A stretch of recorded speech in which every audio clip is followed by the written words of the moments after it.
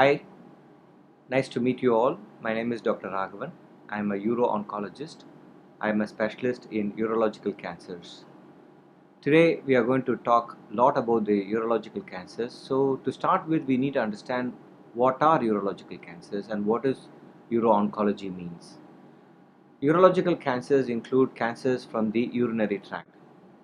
This is from the kidney, from urinary bladder, the tube that connects the kidney to the bladder, prostate gland, penile and testicular cancers. So I am a specialist who deals only with these cancers. Of all these cancers, the most common happens to be prostate cancer. Prostate cancer uh, is arising from the prostate gland, which is situated in the bottom of your tummy. That is the last part of the body which is situated in the bottom of the tummy, beyond which the tummy stops. The urinary bladder brings the urine out through a pipe which goes through the prostate gland and comes out for us to pass the urine. The prostate gland also secretes fluid which helps us to mature the sperms in order to improve fertility. So prostate gland as a gland is very useful when you are a young adult. But as we grow old, the utility of the gland is hardly anything.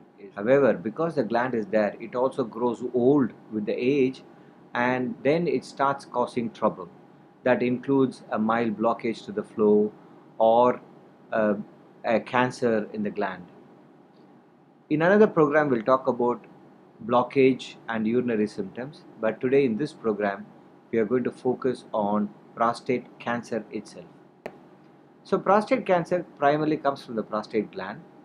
It is seen in the majority of the times in elderly population age 60 plus, but of late we are seeing prostate cancer in patients as young as 40 as well. So it is not that it is restricted only to old population. How does one know that they have a cancer? What symptoms does it have? In the majority of the time, early cancers hardly has any symptoms. There is hardly any issue that the patient will know that they have a cancer. And the early cancers inevitably are picked up only by something called screening test. That is, you go on a healthcare checkup and get a bundle of tests done, and one of the tests includes a test on the prostate, and that picks up a problem. Therefore, you eventually get diagnosed with cancer. In the West, like United States or in UK and majority of the European countries, a lot of patients are diagnosed like this. They don't have symptoms, they get tested and find it. This is called screening for prostate cancer. In countries like India, Pakistan, Bangladesh, we don't have a screening program, and I don't think so it is required as well. But an awareness that prostate cancer can happen is the most important key to get yourself tested whenever you eventually visit a doctor, even for other reasons. Now, as the prostate cancer gets slightly bigger, it may cause some symptoms. The symptoms include difficulty in urine flow, slow stream, not able to empty the bladder, or sometimes blood in the urine. As the cancer advances and starts to spread to other areas, the patients will have symptoms related to the spread. For example, the majority of prostate cancer, when it spreads, goes to the bones, and the patients will have pain in the bone, say pain in the back or pain in the legs, or very rarely patients may even have a fracture, which will tell us that they have prostate cancer. Keep in mind, not every fracture has prostate cancer as well. Now that we know what it is and what symptoms it causes, how to diagnose it? First thing is, suspicion is the best diagnosis. Once you're suspecting or once you're worried, it's best to visit your local doctor. Talk with your local family doctor or your local urologist who can examine you, maybe do a blood test called PSA. And prostate gland is uniquely in men and prostate cancer is uniquely in men. It doesn't happen in women. The men who go there get an examination by a doctor, which may include examination through the motion passage and, if necessary, a blood test called PSA, and that is a very simple test and extremely accurate. When you have very high PSA values, a suspicion of cancer will start coming. At that point of time, the doctor will decide to do one or two tests that includes an MRI scan of the prostate gland called MP-MRI and something called a prostate biopsy as well. With this, the doctor will be able to tell whether you have prostate cancer or not. In spite of the best efforts, in some patients, in spite of all these tests, prostate cancer can get missed, but that is thankfully a rare event. The majority of the patients will be able to diagnose it accurately. Once diagnosed, how to treat it? The treatment for the prostate gland varies so much. It depends upon the grade, the stage, the point at which you are coming to the doctor, your symptoms that you have come for. All these things matters when it comes to eventually treating the prostate cancer patients. In general, I'll give you some idea. We have operation to remove the whole prostate gland called radical prostatectomy. Then we have radiotherapy from outside in order to kill the prostate cancer cells.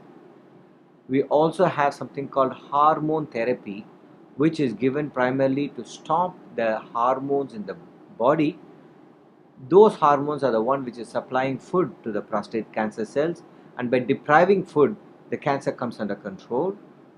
And then there are lots of new treatment that have come that includes some special drugs, chemotherapy, and so on and so forth. To tell you about operation, the operation will entail that we remove the whole prostate gland. It is generally reserved for patients who have cancer within the prostate or just around the prostate, if at all to the lymph nodes. And nowadays we are also talking about patients with extremely low volume metastasis having surgery as well. This operation is called radical prostatectomy. This operation can be done by two methods, namely by open surgery or by minimally invasive surgery, which includes lap and robotics. Worldwide, the most popular method nowadays is robotic radical prostatectomy using a robotic technology. In this process, the prostate will be removed and the cancer will be removed. Along with it, some lymph nodes also will get removed, and the urine bladder is connected to the urine pipe. And after about 7 to 10 days, when the catheter gets removed, the patient will be able to pass urine. However, they will notice that they have incontinence, that is leakage of urine after this operation, which will get better by a concerted plan which includes physiotherapy, education, and drugs. The majority of the patients will become dry within a short span of time. Will this treatment alone be curative, meaning the patient is cured of cancer? Answer is, in the majority patients, thankfully, one treatment is good enough. But in a small minority, they may need more than one treatment. They may need an additional hormones or additional radiotherapy or whatever. But thankfully, that is in the minority. Okay, let's talk about radiation to the prostate gland. Radiation will means that X-rays are given from outside.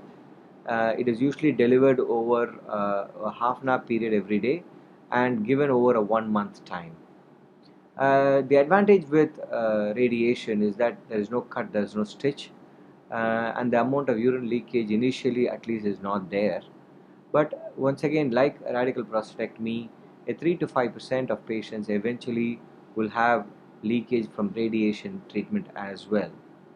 The advantage of operation is that once you have done an operation, a further treatment can be added upon in future. In radiation, once you have radiation, adding surgery in future can be difficult, not impossible, but can be difficult. This is the treatment for patients who have cancer within the prostate or just around the prostate. Imagine somebody who has cancer extensively in the body. Sadly, removing prostate or putting radiation is not going to help them. They will need something called hormone therapy, which is an injection or removing testicle, by which we primarily deprive the body, especially the cancer cells, of their food. This controls the cancer for a while, but eventually the cancer will start to grow beyond the control as well. In addition, prostate cancer patients, nowadays we have chemotherapy, which is very effective as well, and lots of newer drugs as well. So overall, prostate cancer is the commonest male cancer, at least in the West, and becoming the common in Southeast Asia and Southern Asia. When picked up early and treated well, it's possible to cure the cancer. But as the disease advances, we can still treat it effectively and give the patients a good longevity and a lot of quality of life to the patients during their existence. The most important key is awareness, and if you are aware, you will seek local help, and if you think that you need to visit us, please do get in touch with us. Thank you.